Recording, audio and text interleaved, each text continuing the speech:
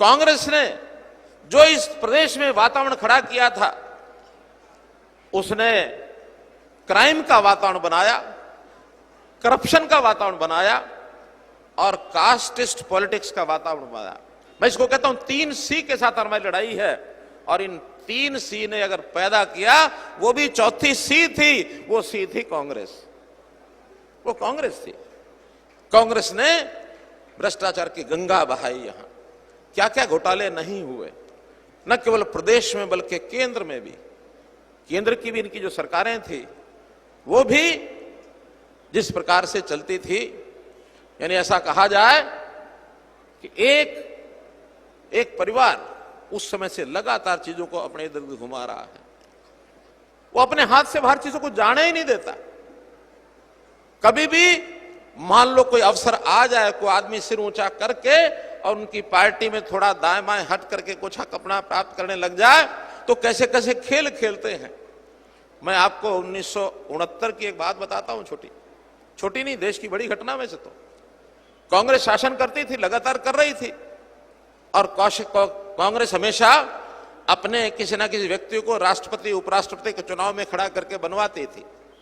1969 में उनकी पार्टी में सिंडिकेट ने एक फैसला किया कि नीलम संजीवा रेड्डी जो है राष्ट्रपति के कैंडिडेट होंगे।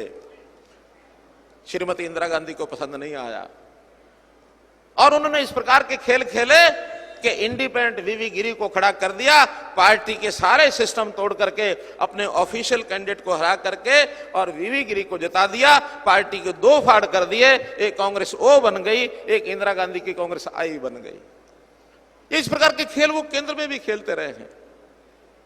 तो मित्रों, भाइयों बहनों, वहां सिद्धांत की कोई चर्चा नहीं है, सिद्धांतों का कोई पक्ष रखने वाला नहीं होता है।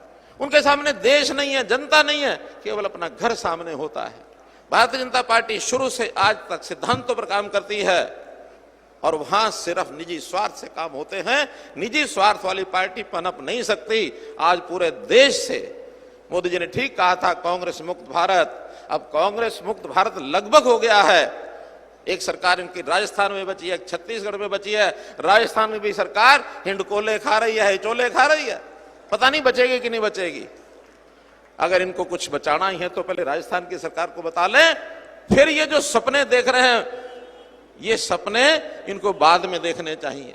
अब यहां बचा कुछ नहीं है हरियाणा में इनका, लेकिन फिर भी दो ही लोग हैं, दो नेता इनके, एक पिता एक पुत्र, लगे हुए हैं लगातार कि शायद कुछ मिल जाए, शायद कुछ मिल जाए।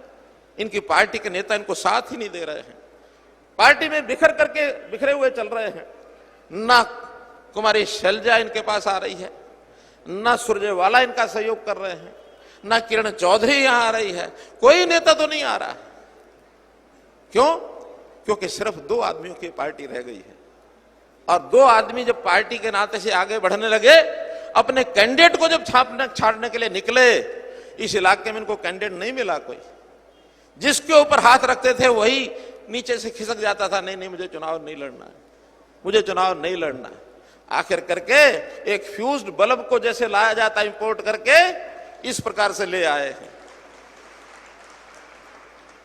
हम लोगों ने भी आपके सहारे तय किया है कि एक नेता इनके जींद में आए थे, इसी प्रकार इंपोर्ट होकर के हमने उनको पैक करके कैथल भेज दिया था। वो भी ये बाई इलेक्शन था, और इस बाई इलेक्शन में फिर से कैथल के एक और को लेके आए हैं। आप सब मिल करके संकल्प करो कि इनको भी पैक करके 6 तारीख को रास्ता कैथल का दिखा देंगे।